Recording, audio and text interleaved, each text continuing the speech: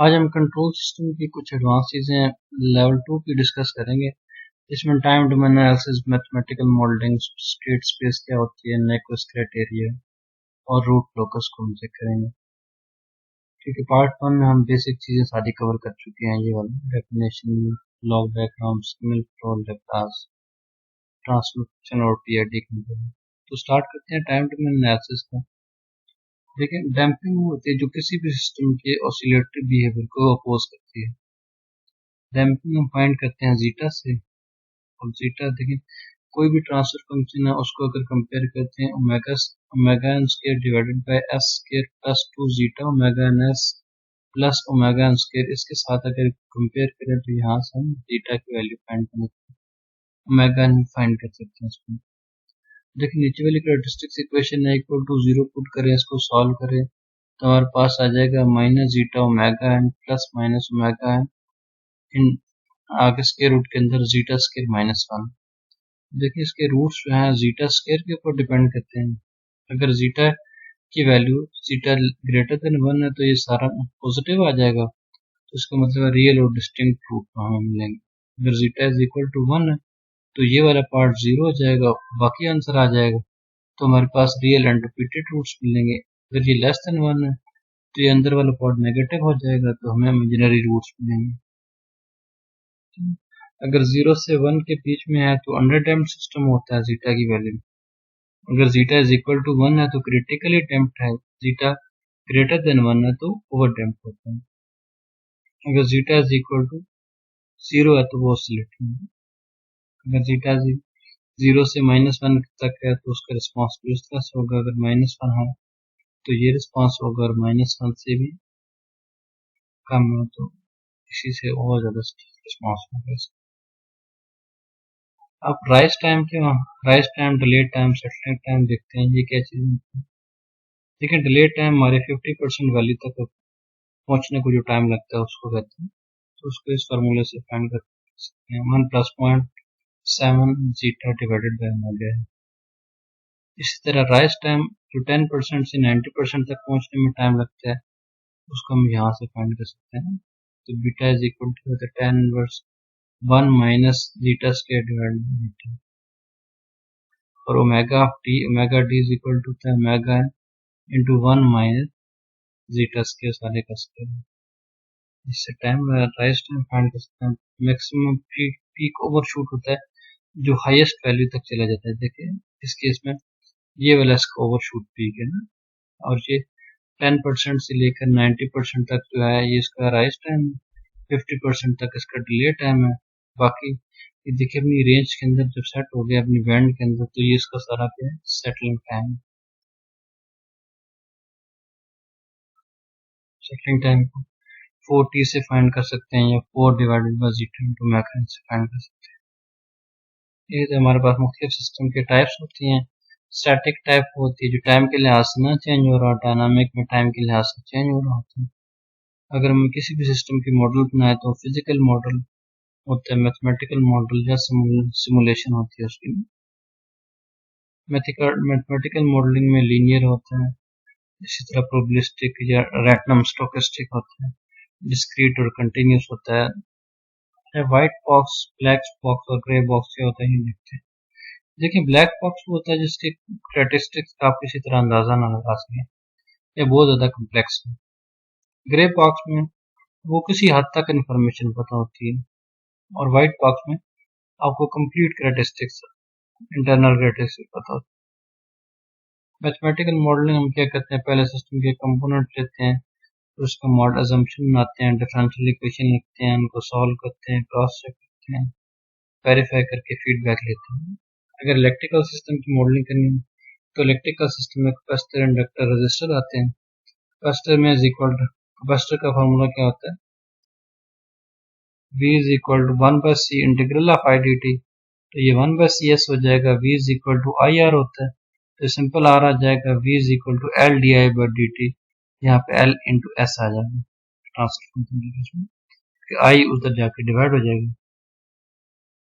इस तरह इलेक्ट्रिकल के अलावा मैकेनिकल ट्रांसलेशनल सिस्टम होता है जिसमें सिंपल मूवमेंट x की फॉर्म में होती है। अगर स्प्रिंग हो तो F is equal to K into X होगा, डैम्पर होगा तो F is equal to D X by D T हो जाएगा, मास होगा तो T square X by D T हो जाएगा। इसी तरह इनका लेप्लास लेके ये सिंपल के हो जाएगा, ये इसके साथ फर्स्ट डेरिवेटिव आ जाएगा, इसके साथ सेकंड डेरिवेटिव या एस स्केयर आ जाएगा। रोटेशनल के केस में मूवमेंट थीटा की फॉर्म में होती है, स्प्रिंग, टेम्पर और नर्सिया होती है। स्प्रिंग जो है के थीटा है, इसी तरह damper T theta by D T है और नर्सिया जो है D square theta by D T, इसीलिए इसके साथ एस लगा देते हैं, इसी के साथ एस स्केयर लगा देते हैं। हम इनिशियल कंडीशन को कंसिडर कर लेते हैं 0 और 7। अच्छा, एफ वाटर फ्लो जो है ना, ये बॉन्ड ग्राफ थोड़ी एडवांस लेवल की चीज़ है, तो इसका फायदा नहीं आपको, या किसी बात में ज़्यादा लेक्चर में उसको डिस्कस कर लेंगे। सिमुलेशन हम कंप्यूटर बेस पे करते हैं, हम कंप्यूटर की मदद से सारे सिचुएशन हल कर लेते हैं। लीड कंपनसेशन होती है जहाँ पे हमारे आउटपुट पे हमारा लीडिंग एंगल हो एज कम्पेयर टू इनपुट के। इस तरह लैग में जब आउटपुट पे हमारे पास लैग हो। अच्छा, नेक्वेस्ट क्राइटेरिया कहता है कि अगर हम एक जो क्लोज लूप है इसको ये -1,0 को सर्कल ना करे, -1,0 को कोई भी जो उसका फेज प्लॉट है वो सर्कल ना करे, तो वो सिस्टम स्टेबल हो। ठीक है, ये प्लॉट कैसे बनाते हैं, फेज प्लॉट हो सकते हैं, इसको नेक्वेस्ट प्लॉट को पोलर प्लॉट भी कहते हैं। देखें, इसमें स्टार्ट करते हैं, ओमेगा की वैल्यू 0 डालते हैं, फिर ओमेगा की वैल्यू इन्फिनिटी डालते हैं, फिर ओमेगा इज इक्वल टू वो जगह चेक करते हैं जहाँ ओमेगा रियल एक्सिस को क्रॉस करता है, जहाँ ओमेगा इमेजिनरी एक्सिस को क्रॉस करता है। एक छोटी सी जल्द से एग्जांपल कर लेते हैं। देखें, यहाँ जी की वैल्यू, एच की वैल्यू, तो जी इंटू एच क्या हो जाएगा, कोई जी वाली वैल्यू आ जाएगी ना, एच की वैल्यू तो 1 है। अगर जी इसमें हाँ ओमेगा की वैल्यू 0 पुट करके एक आंसर निकाल लेते हैं। इस तरह अगर इसका एंगल निकालना हो तो theta inverse imaginary over real कर सकते हैं। यहाँ ओमेगा की वैल्यू इन्फिनिटी निकाल के इसकी वैल्यू चेक करते हैं। इसी तरह वो पॉइंट चेक करते हैं जहाँ पे इमेजिनरी एक्सिस को पॉइंट का वो कर रहा होता है, क्रॉस कर रहा होता है, वो पॉइंट चेक करते हैं जहाँ पे रियल एक्सिस को क्रॉस कर रहा होता है। तो इसको हम जब ड्रॉ करते हैं तो देखते हैं -1,0 के अगर वो सर्कल कर रहा है तो वो सिस्टम अनस्टेबल है, अगर सर्कल नहीं कर रहा तो वो स्टेबल है। इसके बाद रूट लोकस आता है। देखें, रूट लोकस में दो कंडीशंस होती हैं, मैग्नीट्यूड और एंगल की कंडीशन। देखिए, हमारे पास सिंपल फीडबैक सिस्टम हो तो उसको g और 1 प्लस जी एच लिख देते हैं ना। अगर नीचे वाले कैरेक्टरिस्टिक इक्वेशन को इक्वल टू 0 पुट करें तो G H is equal to -1 होता है। तो इसका मैग्नीट्यूड चेक करें, इसका एंगल चेक करें तो ये 180 डिग्री आता है, मैग्नीट्यूड चेक करें तो 1 आता है। तो ये जो एंगल कंडीशन को अगर सेटिस्फाई जो इक्वेशन करती है या जो भी ट्रांसफर फंक्शन करता है उसका हम रूट लोकस ड्रा कर सकते हैं। Angle is equal to 180 into 2k plus 1, इसको जो सेटिस्फाई करती है उसका रूट लोकस ड्रा कर सकते हैं। तो जब हम ड्रा कर लेते हैं तो उस केस में हमारे पास कोई जो अननोन वेरिएबल हो उसकी भी वैल्यू फाइंड कर सकते हैं स्पेसिफिक जगह पर, या हम उसके बाद क्या करते हैं, एंगल ऑफ असिम्प्टोट यानी कि एंगल निकालते हैं उसके साथ ना, यानी किस एंगल के ऊपर जाएगा, क्या एंगल होगा और किस जगह से जाएगा। एंगल निकालने के लिए वही वाला जो है उसको n-m से कर देते हैं, n नंबर ऑफ पोल्स और m क्या है, नंबर ऑफ जीरोस होते हैं। जब ये एंगल निकल आते हैं तो वो जगह निकालते हैं जहां से ये एंगल उठेंगे ना एक्स एक्सिस के ऊपर, उस पॉइंट को हम कहते हैं एसिम्प्टोट। वो क्या होता है, sum of poles minus sum of zeros divided by poles minus zero. अब ये वाला वो पॉइंट है जहां से ये उठेंगे, ठीक है, इसको एसिम्प्टोट का, इसको एंगल ऑफ एसिम्प्टोट का। इसी तरह ब्रेक अवे पॉइंट वो होता है जहाँ पे रियल एक्सिस को लीव कर रहे होते हैं, ब्रेक इन पॉइंट होता है जहाँ पे रियल एक्सिस को अराइव कर रहे होते हैं। इन पॉइंट के रियल एक्सिस को लीव कर रहे हैं, अगर देखें रियल एक्सिस को यहाँ पे लीव कर रहे हैं, इन पीछे वाले पॉइंट्स के ऊपर रियल एक्सिस पे अराइव कर रहे हैं। ये फाइंड करते हैं D K by D S is equal to 0 को पुट करेंगे, इससे फाइंड करते हैं। अब चलते हैं स्टेट स्पेस की तरफ। देखें, स्टेट स्पेस में हमारे पास अगर n इनपुट्स हैं, n आउटपुट्स हैं, तो उस सिस्टम को हम क्या कर सकते हैं, ये मतलब एक डिफरेंस हर इनपुट के लिए हर एक वैल्यूज में, तो स्टेट इसकी इनर वैल्यूज होती हैं। तो किसी भी का स्टेट स्पेस ड्रा करने के लिए हमें उसकी स्टेट इक्वेशन का पता होना चाहिए। X dot is equal to A X plus B जो होता है ये इनपुट, इसको स्टेट इक्वेशन कहते हैं, और नीचे वाले को आउटपुट इक्वेशन कहते हैं। ये इनपुट मैट्रिक्स है, ये जो बी है, ये इनपुट मैट्रिक्स है, सी जो है ये आउटपुट मैट्रिक्स है, डी जो है वो फीड फॉरवर्ड मैट्रिक्स है, ये डायरेक्ट ट्रांसमिशन मैट्रिक्स, और ए जो है ये स्टेट मैट्रिक्स है। इनकी हर एक की अपनी अपनी डायमेंशन होती है, क्योंकि वेक्टर है, जो वेक्टर है उनमें एक ही कॉलम होता है, ठीक है। नंबर ऑफ रोज जो है, अब इसकी नंबर ऑफ रोज ए के बराबर होंगी, इसकी रोज बी के बराबर होंगी, इसकी रोज डी की होंगी, और इसकी रोज सी के बराबर होंगी। अब देखें X dot is equal to A X plus B को हम ब्लॉक डायग्राम से भी रिप्रेजेंट कर सकते हैं, यानी कि यू के साथ। अब देखें एक्स डॉट से एक्स लेने के लिए हम बीच में क्या लगा दें, एक इंटीग्रेटर लगा दें। इसी तरह ट्रांसफर फंक्शन फाइंड करना हो तो हम इस ऊपर वाले दोनों इक्वेशनों का लैप्लास लेते हैं। इसका लैप्लास एस एफ एक्स आ जाता है, एक्स एफ एस आ जाता है।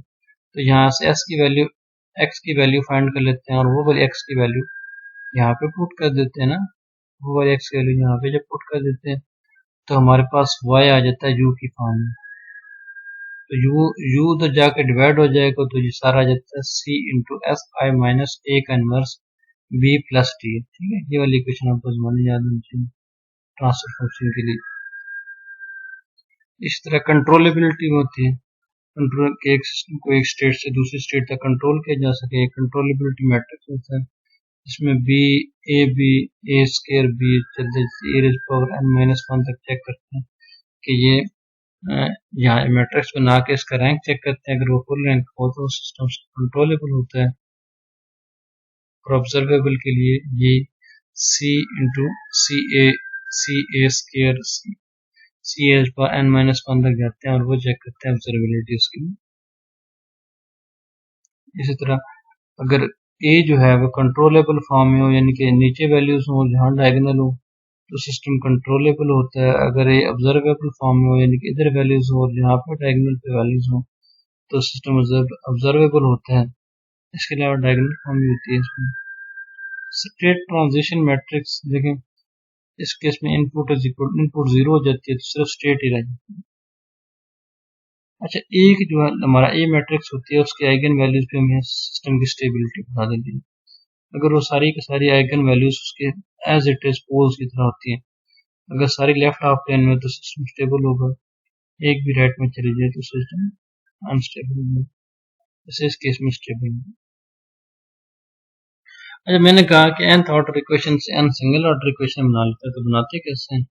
हम क्या करते हैं, वेरिएबल ऐड करते हैं। ठीक है, अगर nth ऑर्डर की इक्वेशन है तो क्या करते हैं, n वेरिएबल्स ऐड करते हैं, x1 x2 x3 x4। ठीक है, पहले वाले को y के इक्वल पुट करते हैं, दूसरे को y डॉट, तीसरे को y डबल डैश, एंड वाले को y of n minus 1 dash. इसके बाद x1 dot x2 dot x3 dot x4 x of n की वैल्यू निकालते हैं, x1 डॉट x2 के इक्वल आ जाता है, इस तरह x of n minus 1 dot x of n के इक्वल आ जाता है।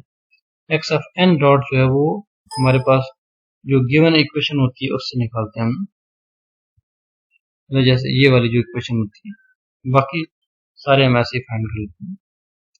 और जब उसको मैट्रिक्स में पुट करते हैं तो हमें ए बी सी डी की वैल्यू मिल जाती है, जिसकी बेस पे हम, जैसे मैं पहले आपको बताया, कंट्रोलेबिलिटी और ऑब्जर्वेबिलिटी देख सकते हैं।